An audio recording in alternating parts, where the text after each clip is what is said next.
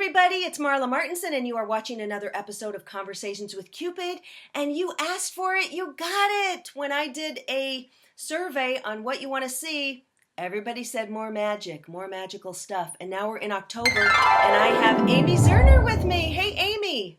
Yay, hi! Hi! I'm so excited! Okay, you guys, this woman does more stuff than me, if that's possible. She is amazing. She's not only an amazing artist, you can see some of the artwork back there. She's one of the leading collage artists in the world. And just from her website, I love this. When those in the know want to adorn themselves with Amy Zerner's exquisite fashions and jewelry, they know where to go and what to do. Take a trip to New York City's ultra-chic Bergdorf Goodman, where her gorgeous and sophisticated, one-of-a-kind pieces or an exclusive multi-thousand-dollar fashion secret of the rich and famous. Legendary goddesses such as Liz Taylor, Oprah, Martha Stewart, Patti LaBelle, Goldie Hawn, Shirley MacLaine all owned or have owned her creations. And her collages appear throughout 46 popular books. And then she's got meditation kits and oracles. She's co-created with her author husband, Monty Farber, and with more than 2 million copies in print around the world in 14 languages. So this amazing website, I'm going to put the link below. It's the Enchanted World of Amy Zerner and Monty Farber. And there's all this great stuff on there. So today, even though she's an amazing artist, we're going to focus on the magical stuff. And I was showing Amy before we got going here, I'm a big fan, all right? So when I first started becoming a crystal healer, I've got this wonderful book on crystals, healing crystals. I've got their Ghostwriter automatic writing kit. And then the real fun stuff that I do is the talking board. So Psychic Circle, it's like a Ouija board, but it's beautiful with her artwork. And you can get amazing messages from beyond. And then the Enchanted Spell board. And when my friend Julie and I, hey Julie, when we started learning the board a couple of years ago, these were the ones that we were working on. And they're just gorgeous. So Amy, I'm going to let you take it over and talk about these boards, and because I get a lot of questions on, can you use a board alone? Are they dangerous? Can a demon come through? What is it? So I'll hand the mic over to you. Okay. Well, it's so fun to be with you. You feel like such a kindred spirit. I feel very familiar to me. So my story, a little story about the Psychic Circle and how we invented it. In the 1970s, I found an old-time Ouija board in a thrift shop. We've always been big thrift shoppers. So we brought it home, started to experiment with it, didn't move. All of a sudden it said, I am of kin. From there, we got so much information, and we made it a ritual to keep notes and to pursue all the information and keep track of what it would tell us for a long time. And one day, and we got songs and book ideas, and Monty's Karma cards that you may or may not have was his first book invention. It gave us the name and how to do that. And one day it said, this is Van Fold. Do you know on the old-time Ouija board, it says it was invented by William Fold, yes. Uh-huh. So all of a sudden, it's spelling out, I am Van Fold. I was William's brother, and he stole the idea for the Ouija board from me. Wow. Souls, right? It said, I want you to invent the Psychic Circle. Yes. Ouija board. It said, so it spells out, I have an idea for you. I want you to do the Psychic Circle, and it's 18 inches in diameter, and blah, blah, blah, blah, blah. Wrote it down. Didn't think that much of it. We're just keeping track of, sometimes strange information comes through. Yes. So we were always guided by our astrologer who happened to live in Los Angeles. For many years, he guided us for 25 years. His name was Leor. Was very psychic. He's passed to the other side now. But out of the blue, he says, it's time for you to do that round Ouija board. Wow. This was in 1991, maybe. We said, what? How did he know? So we dug in those notes from the 1970s. And we were on our way to the book fair where all the publishers go every year. It was called ABA at that time. Mm-hmm. And we were leaving the next day. I didn't have time to write a book proposal. But we ran to Canal Street in New York where they sold plastic things, and I got this little plastic disc. And we met with all our publishers, and we said, we have an idea for a round Ouija board, and it's called the Psychic Circle, and they all wanted it. It was a bidding war. I mean, Wow. long story short, it's one of our best bestsellers, and obviously was meant to be born. And it came out in 1993. So, Yeah, and it comes with a book that gives you a lot of information about how to open the space, how to close the space, how to be safe. Different rituals, and then it opens up. And this one is the other one. That's the Enchanted one. I put them in the other boxes, but look at how beautiful they are. thank you. And I mean, just the people, when I bring them out, so you just open them up and look at the artwork. It's really like a mandala. And actually, at that time, my mother helped me with some of the illustrations because being an artist, I wanted, I think in symbols and archetypes. And the old Ouija board is pretty limited. It's black and white and just has the alphabet. And I always felt when I was working the old Ouija board that it wanted to, sometimes it would go to little clouds, or it wanted to do more or be able to tell me more than it was, it took a lot to spell out. And right, and this one, because they'll have, they have maybe, yes, no, unknown, near, far, right, wrong, reap, sow. And this one's got listen, look, far, wait, old, stop, close, and then Neptune, Moon, Pluto, Jupiter, and then signs of the zodiac. And for instance, if it goes to Jupiter, then you can look up in our book what that might be telling you. What that means. Now, for people because if I say, I use the talking board or angel board, they're like, well, yes. What's that, a Ouija board? So people so Ouija is really like using the name Kleenex for all tissue, or it's yes. kind of a brand name now but originally they were talking boards, spirit boards, angel boards, right? Yes, and at the turn of the century, when the spiritualists were popular, people made their own tables, and I actually collect rare Ouija boards, and they're so interesting artistically, what people would come up with, but you can really make your own. I've just written out the alphabet on a piece of paper, and I could use anything, We really tried to make ours work because it is folded up and sold in bookstores, so it had to be a certain size limitation to make a marker that would glide over the folds and work really well. Because you want radionics is what that's the planchette that comes with it, so it's round and. Yes. And you just place your fingers, and it works differently, as you know, with different combinations of people. Or I like to do it by myself.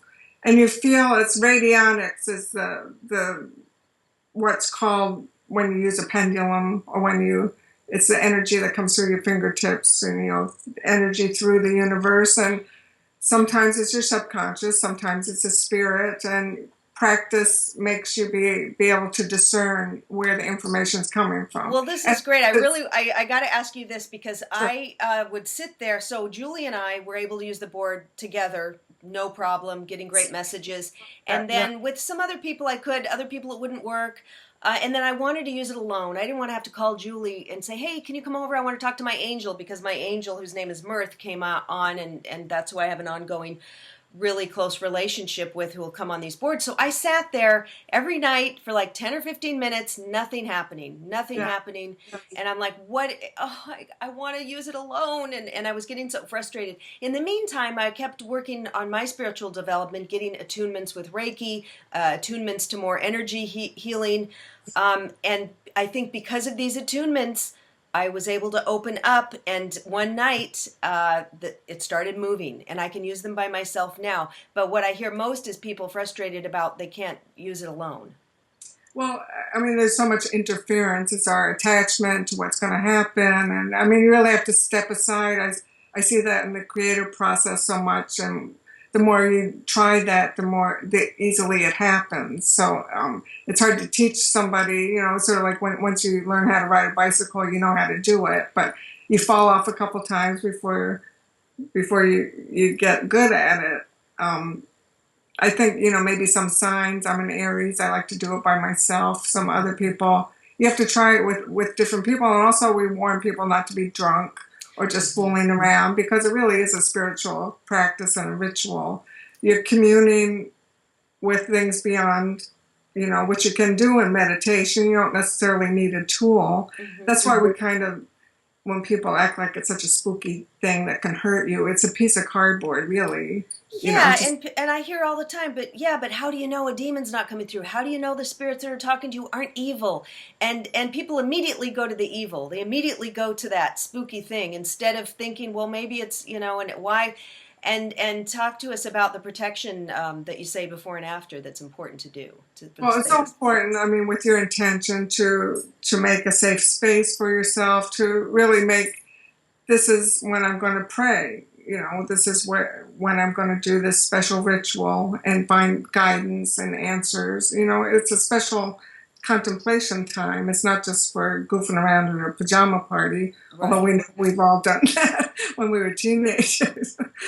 Yeah, I never did it. I never knew anybody with a Ouija board, I don't think, or had one. So the first time I ever tried one was a couple of years ago when Julie brought this board over that she had downloaded a beautiful some imagery and had it put on some poster board. And so we used that, and then I bought this one, both of yours, and we started working on that. But we did put all the crystals around and the candles, and I call in the Archangel Michael to come and stand in this space to protect. And I it's important to thank them for coming, closing the space. It's not a joke. And so if you treat it respectfully, it is fun to see who comes through. Well, that's what's called sacred play. It's very special and sacred, and yet it's fun and entertaining too. And you can't sometimes the information is weird. You can't let it scare you. And it's a real kind of mirror for what we are scared of, or what we are anticipating, or why don't we want to hear that, or to help develop your intuition to discern what's true and what's not true, what resonates. I mean, any kind of reading with astrology or the tarot is like that. It's like reading the newspaper about yourself, but what rings true, and what are you going to do with the information? It's interesting. I have this little board. It's my one I work with the most. It's Emily the Strange, because it's just small. It's so easy, and the planchette is super easy. So I'm on here a lot, and I do my crystal healings and Reiki, and then at the end, because usually it's women who will come to me, and a lot of them are single. I'm a matchmaker, so they want to hear about love. And at the end, I'll give them an angel reading, and I'll connect with their angels, and I will give them a reading on this. And it's very interesting because they say, oh my God, you were spot on, or they'll come back and say, I can't believe this, the information, I did what they said, and I'm feeling amazing. I gave a reading to my friend the other day, and she says, you wouldn't have known, this wasn't your wording, you wouldn't have known the relationship I have with my mother, you would have known this. So she's like, wow, this is amazing. So I'm slowly, because I don't do the tarot cards, I'm not psychic, I'm not, but I mean, it's a tool for your intuition. And sometimes, like for instance, Monty, I mean, we've written all these books about the tarot and different oracles, and now Monty really doesn't use any of them in his psychic work, because he sort of used them to hone his psychic skills, and then he's sort of developed to the level where he's on his own. But I love my tarot cards because I always have them nearby, because they're my artwork. It's right. And you guys have a course. Actually, I ordered it. It's on, is it Om or? Om, yeah. Om is a website, and they have all these amazing, I'll put a link to that too. And you guys have a course where, hey, if you guys are interested in learning the tarot, you can pay, you choose what you pay, $10, $15, $25. And it's a course that comes in your inbox every week. And it's called DailyOm.com. Daily Om, that's right, Daily Om. It's great. They've got, I just signed up for that, but it's to learn tarot. That's a long. There's so many cards. It's a long process. It does seem daunting, and all of our books we make this wisdom easily accessible and beautiful and fun to use. Just like with the board, we update it for the time we live in, and that's why we have a lot more information. The Ouija board doesn't come with a book to explain about the rituals or protection or anything. But I know the tarot can seem very daunting, that you have to memorize 78 cards, but we have something called the Instant Tarot Reader that comes with one of our decks, and it makes it really easy to just start picking one card, look up the meaning, doing easy readings. And also the course you're going to take has animations of each card with Mm-hmm. music and a narration. So I don't know about you, but I learn more readily if I'm hearing it spoken to me. Yes, absolutely. I mean, listen, we all remember songs from our childhood and stuff too. Yes. So when you hear something and you've got the animation, that's great. And then you guys know all about the crystals. How did you start, into all of this stuff? Because you know about everything.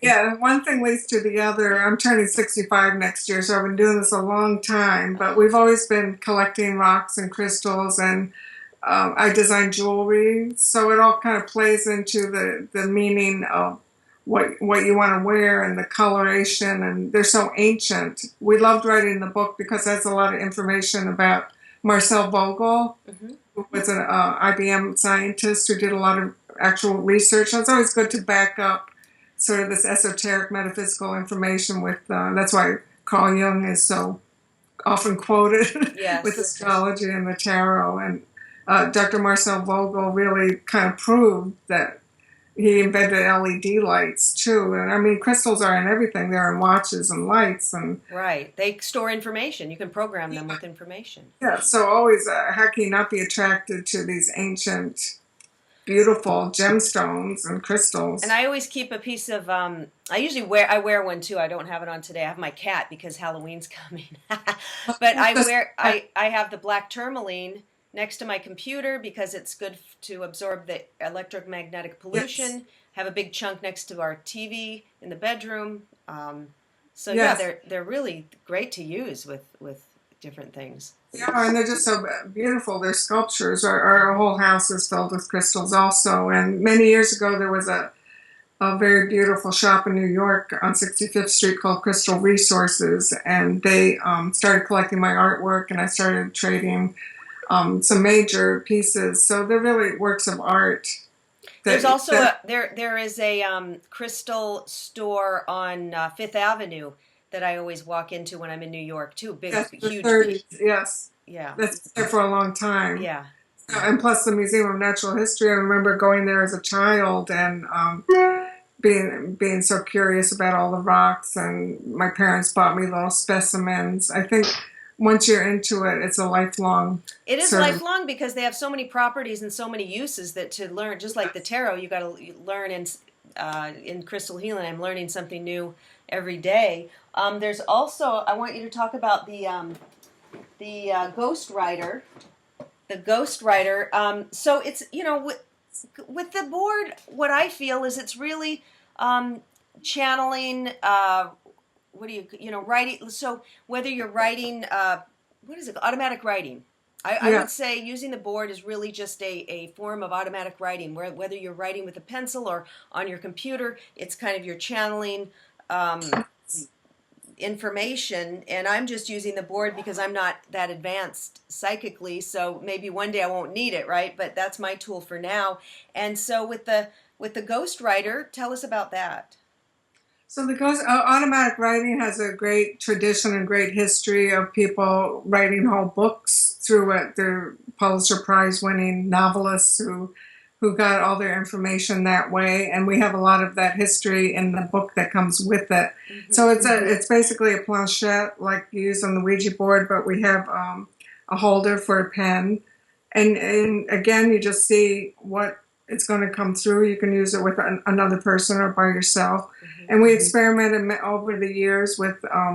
With Monty and I experiment with all these tools, and that's we kind of write these books for ourselves, and Right. it's a real exploration. And how do we help someone else learn it quickly and easily, and make it, an accessible kit? We're also busy. You're not going to study for 30 years anymore. You want to That's like take right. the shrink wrap off and get right to it. So, Yes. what tool are you attracted to?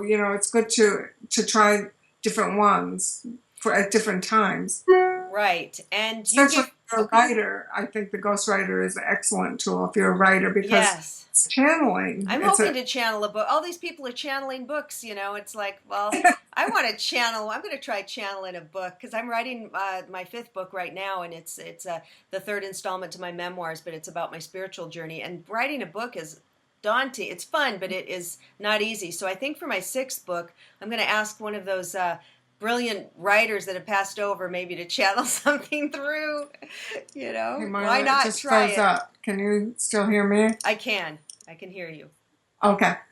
It just the screen just froze for a second on So my. people can before we wrap up, people you give readings as well, right? You can people give readings from you or what's Monty does them professionally. My okay? husband of 40 years. Oh, that's awesome.